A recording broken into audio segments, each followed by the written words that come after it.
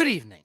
Our top story tonight, Isiah Pacheco. Isiah Pacheco has re-injured that shoulder that gave him problems all throughout the offseason. He had surgery on it right after the Super Bowl. And now Isiah Pacheco very well could be headed towards injured reserve. Now, it's not official. It's not confirmed. They're calling it a bruise for now, but we will see. It's the same shoulder that he just had labrum surgery on. So does that mean Jerick McKinnon is about to be a league winner once again? Well, we've got that. We've got injury updates around the NFL. We've got conversation on the Patriots failing to tank and more on Player Profiler today.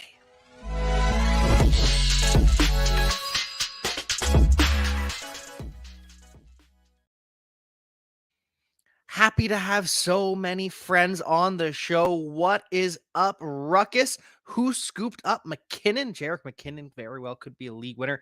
Is Queen Sansa devastated by the Pacheco news? And does she know, by the way, CEH over McKinnon hype? CEH over McKinnon hype. I have heard it. Not true. Not happening.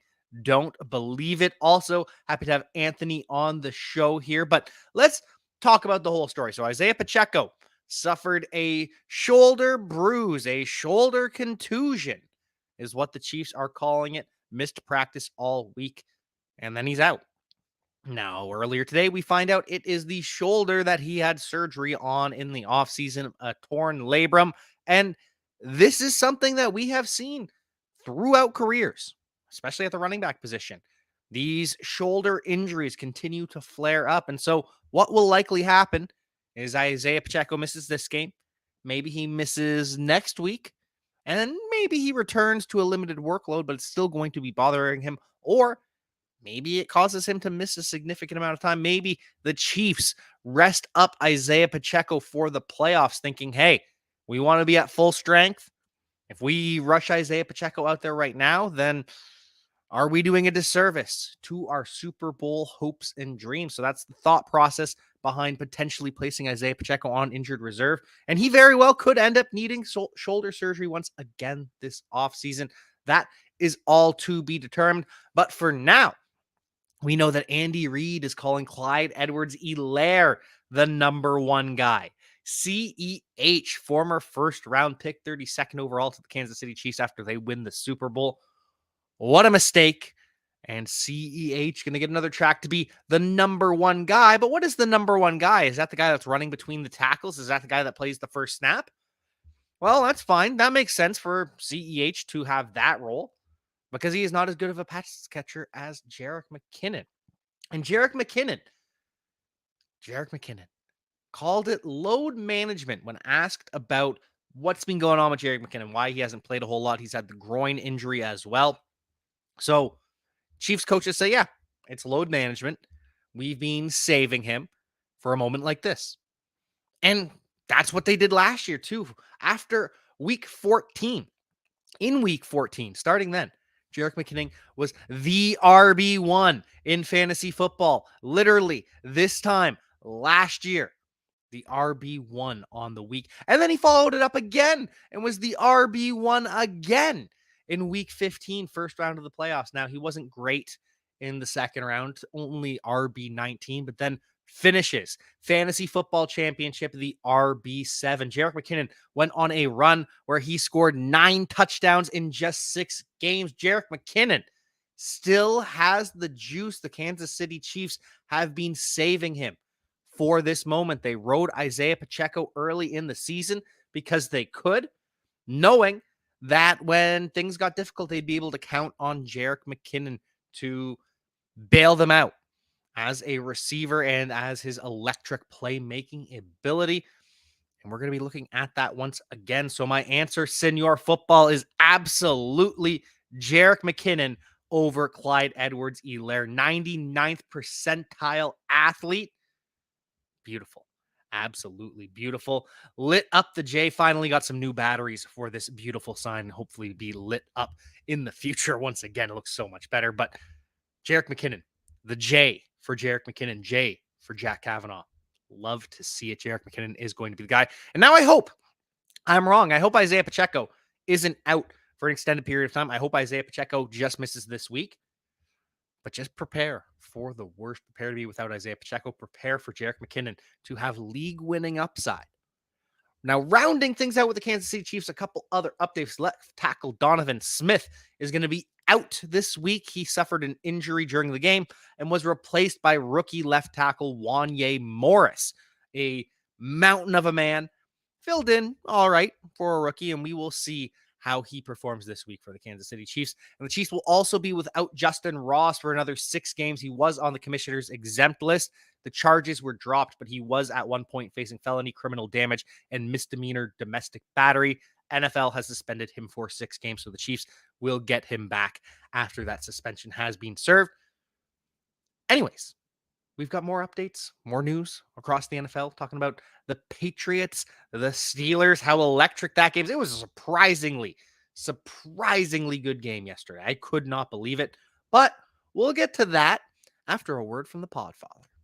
DFS getting harder every year, but we're here to make it easier with the DFS Dominator, because I know a lot of optimizers keep coming out. Oh, our optimizer. What about this optimizer? But that optimizer. Well, we have a cash game optimizer that leverages the projections from Dario, Billy, the award-winning projections at PlayerProfiler.com, and builds the best lineups for cash games that have both upside and stability, because that's what you want. It's a couple clicks, boom, boom, boom. You get the best possible lineup for your cash games.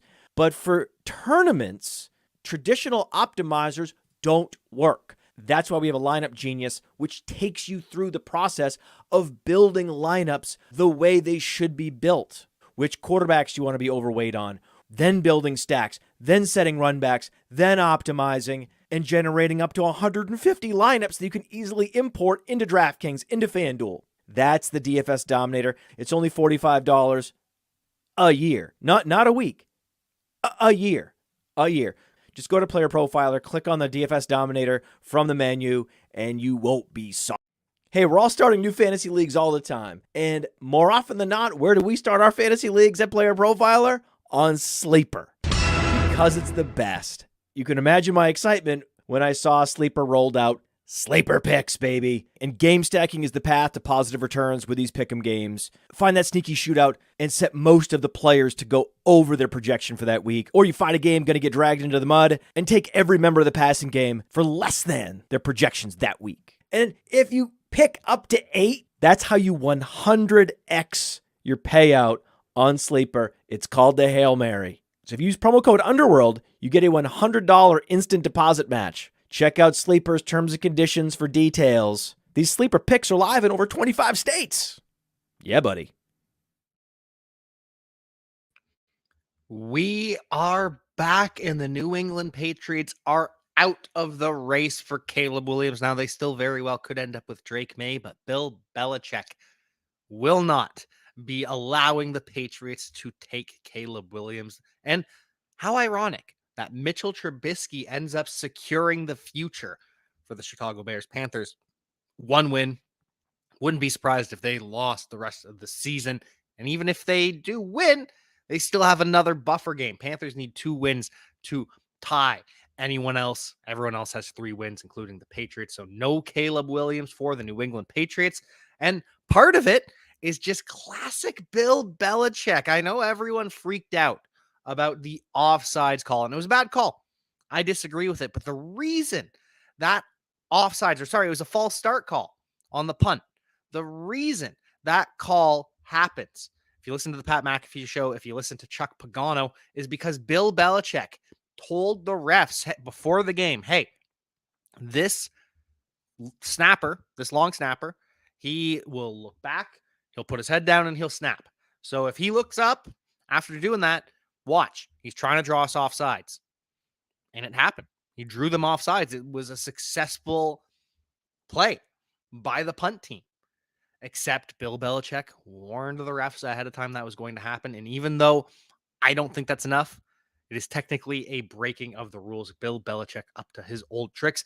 And up to his old tricks with another nothing quarterback, Bailey Zappi, 4th-round quarterback, which is earlier than Tom Brady in the 6th round. But Bailey Zappi, 68% completion rate, 240 yards, 3 touchdowns. the Patriots were looking better than they have in a long time. Now, I don't expect this to continue. I have said for weeks and weeks that the Pittsburgh Steelers defense has been overrated. It is not as good as it once was just because it has TJ Watt. Minkah Fitzpatrick is also very good, but he was injured for a large portion of the season. But even having him back, overrated defense by the Pittsburgh Steelers, and Bailey Zappi proves it. And so does Ezekiel Elliott. We see Ezekiel Elliott, Zeke, going for 140 yards, turns back the clock completely, 29 touches, 7 receptions, 22 carries, 140 yards, and a touchdown. Zeke eating like he was back with the Dallas Cowboys, back with Ohio State. And then Juju Smith-Schuster pops up as well and has a revenge game of his own. 4 receptions, 90 yards for Juju Smith-Schuster. And in fact, Zeke and Juju combined for a 54% target share. I don't know what year this is. I thought it was 2023. Apparently, it is not. We're turning back the clock. Apparently, we're turning back the clock to at least 2021. That was the last time Hunter Henry had 2 touchdowns in a game, catches 2 touchdowns from Bailey Zappi. The other one is a pass to Zeke on the touchdown. So what a game for the New England Patriots. What a surprisingly fun game of Thursday night football. But Patriots out of the Caleb Williams sweepstakes. Anyways, back to some questions for you. Need some help with a non-PPR flex. Jahmyr Gibbs versus the Bears, Devontae Smith versus the Cowboys, McKinnon versus the Bills, Rice versus the Bills, or Zay Flowers with the Rams. Devontae Smith is the answer for me. This is going to be a shootout with the Dallas Cowboys. Cowboys defense is good. Eagles offense also very good. Eagles defense very bad. Cowboys offense very good. So Cowboys are going to move the ball with ease. Eagles will have to work for their yards, but they're going to earn those yards. They're going to get it. Devontae Smith is my guy. Then after that, I probably go with Rashee Rice over Zay Flowers over Jerick McKinnon over Jahmyr Gibbs. I think it's going to be another Dave Montgomery for the Detroit Lions. Hey, should I drop Ramondre for McKinnon? Any news about Ramondre may be droppable. He's dealing with a high ankle sprain, so he's going to be not himself for 4 weeks. He probably should be out for 4 games. He probably should be on injured reserve. That is how it should work. And really, you can't trust him during those 4 weeks. So it's already week 14 and he didn't play. You can't trust him for week 15, round 1 of the playoffs. Can't trust him for week 16, the semifinals. And you can't trust him for the fantasy football championship. So, yeah, you can drop Ramondre Stevenson for Jerick McKinnon.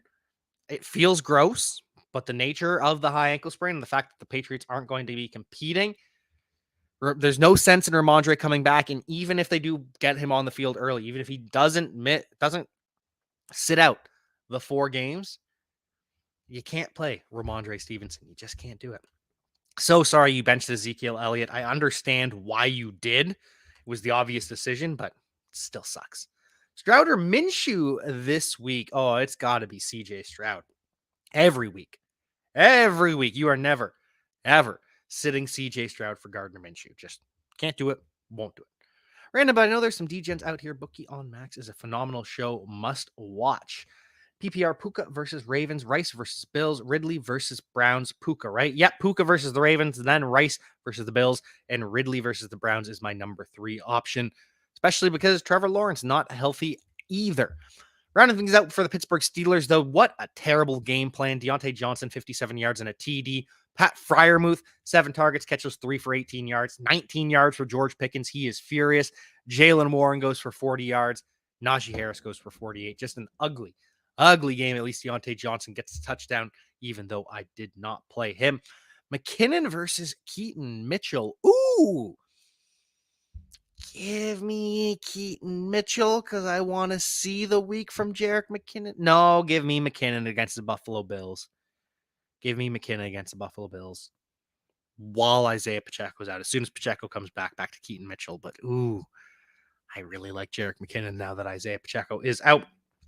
Anyways, back to the injury report. The Miami Dolphins have some good news. Tyreek Hill returns to practice Friday. He doesn't practice Thursday. Regularly, we see Tyreek Hill, Raheem Mostert miss a day or 2 of practice. They're both fine.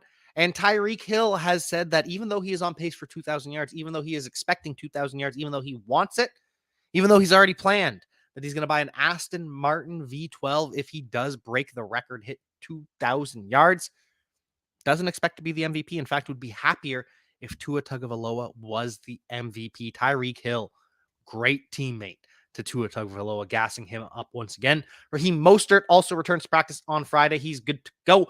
Devon Achane returns to practice on Friday. He practiced in full all week, but dealing with a rib injury, he is good to go. And the right tackle for the Miami Dolphins, Austin Jackson, signs a 3-year, $36 million contract extension. Completely turns his career around. It looked like he was going to be one of those guys that was not signed to an extension, might have bounced around the league, really did not have a good start to his career, battling injuries, some rough play as well under former regimes. But Tua Tagovailoa comes out and says he's proud of his right tackle, says that former coaching staffs didn't believe in the guy that they drafted and got in his head. So it's nice to see him figure it out after the 5th-year option is declined, sign a $36 million contract over 3 years. Vikings will have Justin Jefferson back this weekend. He is off injured reserve.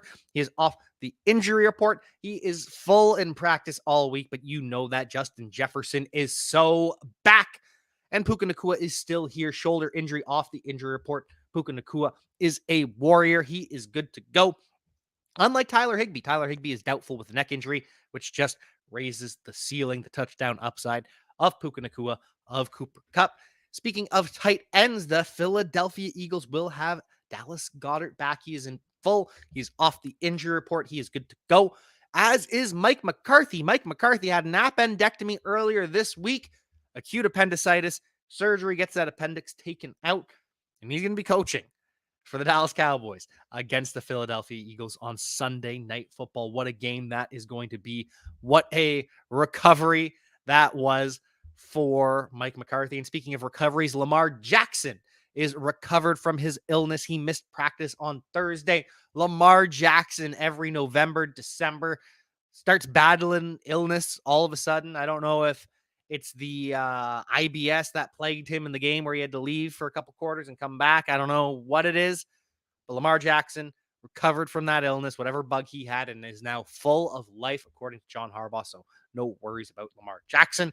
As for the division rival Cleveland Browns, we don't know who their quarterback's going to be. We did see Dorian Thompson-Robinson clear concussion protocol, but the Browns will not announce a starter. It looks like they're leaning towards Joe Flacco. The Cleveland Browns on their playoff run, looking to be led there by Joe Flacco in 2023. Wow. Crazy. But stranger things have happened. Joe Flacco still elite. May or may not have his wide receiver one. Amari Cooper suffers a concussion last week. He doesn't practice Wednesday, doesn't practice Thursday. Limited session on Friday, so he is unlikely to play. But there is a chance that Amari Cooper gets a full session in tomorrow, even though they don't practice, and he's cleared. So there's a chance, just unlikely for Amari Cooper.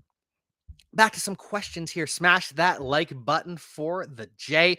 Thank you very much, Anthony. Make sure you like, share, subscribe to Player Profiler, Roto Underworld. Make sure you hit that like button. Appreciate having all of you on the show.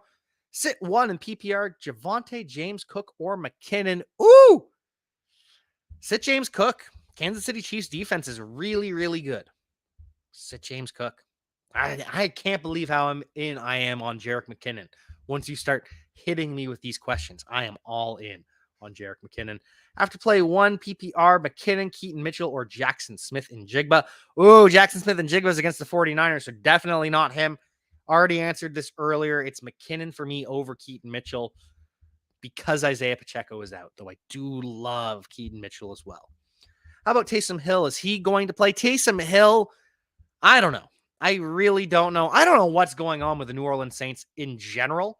The fact that Derek Carr is expected to play after his second concussion of the season, while also battling a rib injury and a right shoulder injury, but he got a full practice in today, so Derek Carr is now expected to play. Chris Olave doesn't practice Thursday or Friday. He clears concussion protocol very, very quickly last week, and then practices Wednesday, gets sick on Thursday and Friday, but now he's expected to play. Taysom Hill doesn't practice all week. Wednesday, Thursday, Friday, no practice from Taysom Hill. But he's questionable. He's not doubtful. He is questionable. So I don't think Taysom Hill plays, but he's questionable. Rashid Shaheed, also questionable, but don't expect him to play. We expected him to miss a couple of weeks with that thigh injury. Expect him to miss another. Juwan Johnson, also questionable. The Saints are injured as hell. Saints very, very banged up at this point. Laporta or Kincaid? PPR, Laporta or Kincaid? It's Laporta for me. If Dawson Knox wasn't returning, and Dawson Knox does look like he is going to play, then I would have said Kincaid against the Kansas City Chiefs. But now that Dawson Knox is back, I cannot go with Kincaid. Anthony seems to be on my side as well with that. It's unfortunate. Would have been such a smash spot for Dalton Kincaid against the Kansas City Chiefs, but now Dalton Kincaid would be a smash spot for Dalton Kincaid. Now Dawson Knox comes and muddies that up. Sit one in PPR, Pollard, White, Gibbs, or Swift. Ooh. Sit Gibbs against the Bears. It's going to be the David Montgomery game. Can't sit Pollard against the Eagles. You can't sit Swift against the Cowboys. And you can't sit Rachaad White, period. So, fortunately, it's got to be Jahmyr Gibbs this week. Sad but true. Anyways, back to the injury report. The Jacksonville Jaguars are officially questionable for Trevor Lawrence. Trevor Lawrence, and if you ask the beat report for the Jacksonville Jaguars, 80-20 that he plays. Trevor Lawrence, just miraculous healing ability. He's got that high ankle sprain. He's not wearing a boot. He's practicing this week in a limited capacity towards the end of the week. Can't believe it, but looks like Trevor Lawrence is a truly game-time decision and is trending towards playing. Unlike Christian Kirk going to miss at least 4 games on the injured reserve, suffers a core muscle injury, is expected to undergo surgery, and hopefully he's back soon. Hopefully he's back for this playoff run for the Jacksonville Jaguars. And hopefully the Jaguars' offensive line can protect Trevor Lawrence or whoever is out there, whether it's Lawrence, whether it's CJ Beathard, because left tackle Walker Little is now expected to be out. He suffered a hamstring injury. They were already without their left tackle, Cam Robinson. So Cam Robinson suspended for the start of the year. Walker Little plays well at left tackle, but then Cam Robinson comes back. Their left guard gets injured. So Walker Little kicks inside the left guard. Cam Robinson's at left tackle. Then Robinson goes down, gets hurt. Walker Little kicks out to left tackle. They insert Ezra Cleveland, former left guard from Minnesota Vikings, who they traded for at the deadline. He becomes the starting left guard. Now Walker Little, the starter, who turned backup, who turned starter again at left tackle, he's injured. Blake Hance filled in for them last game. We'll see whether Cleveland kicks out to left tackle and Hance is left guard or vice versa. But either way, the Jaguars not healthy. Travis Etienne also battling that rib injury as well. And the Seahawks not fully healthy, but being a little bit coy as always. Pete Carroll says that Geno Smith is questionable. He was limited on Thursday and Friday with a groin injury. It does seem like Geno Smith is going to play. They did sign Sean Mannion to the practice squad just in case, but it looks like Geno Smith is going to be active, even if Pete Carroll won't stop being Pete Carroll. And same with Kenneth Walker and Zach Charbonnet. They are both questionable. They were both said to have practiced on Wednesday. Pete Carroll says they both participated in the walkthrough. And then when practice report comes out, they were listed as did not practice. So what does Pete Carroll know? But then they're limited on Thursday, full on Friday. Zach Charbonnet, Kenneth Walker, looks like they're both going to be good to go. Let me know how you think this backfield is going to shake out. I think it's going to be a 50-50 split while they're both rehabbing. Actually, probably a 40-40-20 split or a 45-45-10 split with DJ Dallas mixing in there as well, just to keep those two healthy. Speaking of keeping running backs healthy, Breece Hall dealing with an ankle injury. He is questionable. Robert Saleh feels good about him playing. Kind of wish they'd shut Breece Hall down, though. I think giving Breece Hall some time to get healthy from what we've seen over the past couple of weeks has just not been pretty. Oh, McKinnon or Breece Hall? Woo! I don't know.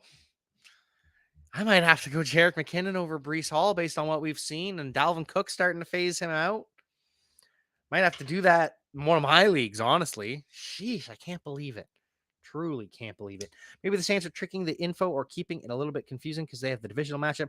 Thank you for streaming. And hello from Mexico. Hello from Canada, my friend. Happy to have you tuning in live to the show. Appreciate you tuning in. Start Baker Mayfield or Joe Flacco? Give me Baker Mayfield over Joe Flacco. I know Joe Flacco was slinging it. I know he was surprisingly effective, but just give me Baker Mayfield. I don't want to put my faith making the fantasy football playoffs in Joe Flacco. I don't want to put my faith in either of them, but especially not Joe Flacco. Back to the injury report. Packers, Aaron Jones, limited practice on Thursday and Friday. They play Monday Night Football. So we'll find out tomorrow whether A.J. Dillon, Aaron Jones, who are both limited to start the week, are active. A.J. Dillon, of course, has been limited for a long time now with a groin injury. Pretty much every practice for the past couple of weeks. So he's going to play. Just going to be a split between him and either Patrick Taylor or Aaron Jones. Christian Watson doesn't practice today, doesn't practice yesterday. Looks like Christian Watson's going to be out with a hamstring injury. Jaden Reed is still limited with a chest injury, but Jaden Reed is the wide receiver one for the Green Bay Packers, especially now that Christian Watson once again battling a hamstring injury, expected to be out. Bengals, Tyler Boyd picks up an ankle injury on Thursday, is expected to play, but he is listed as questionable. Hopefully, Boyd does play, and T. Higgins is allowed to get a little bit more up to speed, and hopefully the Bengals are able to give us some fantasy points. Chase Brown also practicing in full with the hamstring injury. Not all good news for NFL injuries. Texans are going to be without Dalton Schultz. He has a hamstring injury. Chargers will not see Josh Palmer return this week. He was activated from injured reserve. 21-day window has been opened, but not going to make his return this week. Jonathan Taylor not going to play this week either. So no Jonathan Taylor, no Josh Palmer, no Dalton Schultz for the Texans. Noah Brown doesn't practice today, but last week we saw that he practiced in full on Thursday, didn't practice Friday, active on Sunday. So it seems that's just the path that the Texans are choosing ahead of game day. So expect to see Noah Brown. Expect for him to compete with John Mechie, Robert Woods. Nico Collins is obviously the clear-cut alpha now that Tank Dell is done for the season. But could be some productive weeks from one of those guys, especially with CJ Stroud looking as good as he has.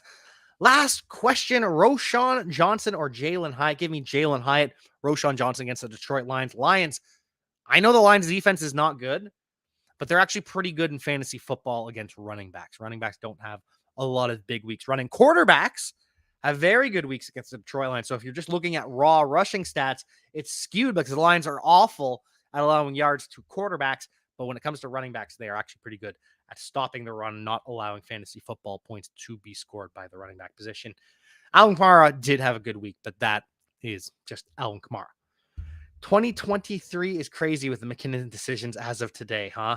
Well, 2023 has been crazy for a while, but even crazier today with Jerick McKinnon.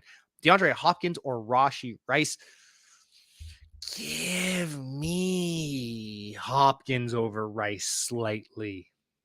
Give me Hopkins over Rice over I know he's boom bust, but those booms are really special. I think this is the week where Will Levis has a big game. Rashee Rice, Keaton Mitchell, or Calvin Ridley as a flex. Rashee Rice, number 1, Keaton Mitchell, number 2, and Calvin Ridley, number 3. Final news and notes across the NFL.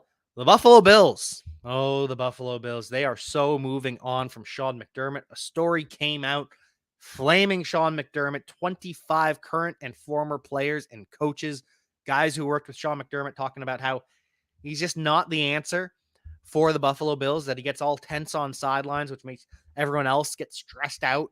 And that's why they struggle so much in those high pressure moments. You can't have that as a head coach. You need to relax a little bit. And that wasn't the worst thing that came out in this story. Some stories, some analogies that Sean McDermott made. Oh, Sean McDermott, Buffalo Bills. And this might not end things for Sean McDermott. If the Buffalo Bills are able to rally and make a run, this might not be what gets him fired. But if the Buffalo Bills miss the playoffs, or if the Buffalo Bills have a first round exit in the playoffs, Well, then they're going to be starting fresh. They're going to be looking for a new coach. Ben Johnson from the Detroit Lions would be the favorite for that job. I'm starting to think the Bills going to be starting fresh in 2024. And whoever is the head coach, the offensive guru, to get to work with Josh Allen, whew, you better not screw it up. Hey, I want to take a moment to thank you for tuning in. It's important to me that all of our media be free. This is only possible because of you allowing a true independent sports media enterprise to thrive unlike any other in the business.